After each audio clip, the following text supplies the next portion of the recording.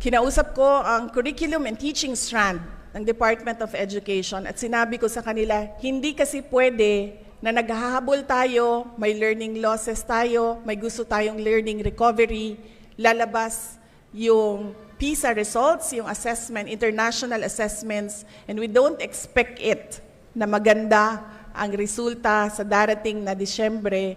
Sabi ko, hindi kasi pwede na kung ano yung ginagawa natin ngayon, yun pa rin yung gagawin natin paulit-ulit. Kasi nakita na natin, di ba? Nakailang results na tayo ng PISA.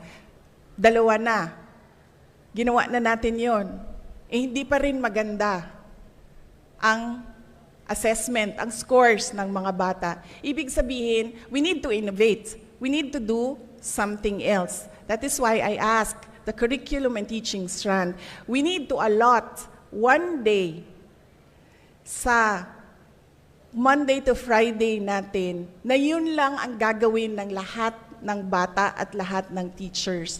That is why they are making a policy now that every Friday will be catch-up Fridays. Ibig sabihin, wala tayong gagawin kundi turuan ng mga bata magbasa at yung mga marunong na magbasa, ituro sa kanila ang critical thinking and analysis. Yung mga marunong na sa critical thinking and analysis, pasulatin ninyo ng libro, pasulatin ninyo ng essay, lahat ng kailangan natin gawin na matutunan ng mga bata, gawin natin sa Catch-Up Fridays. At hindi lang yun, dahil meron din tayong kailangan i-catch up sa health, sa values, and sa peace education, yung buong Friday will be the Catch-Up Fridays para sa anong gusto nating makita na mga kabataan sa darating na mga panahon.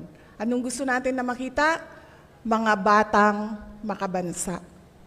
Mga batang matatag, marunong magbasa, at makabansa.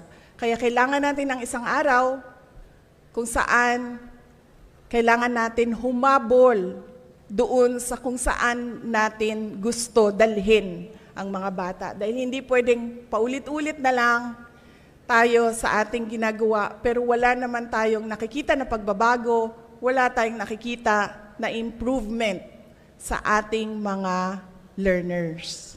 So starting January 12, 2024, every Friday will be catch-up Fridays, particularly for reading. All learners,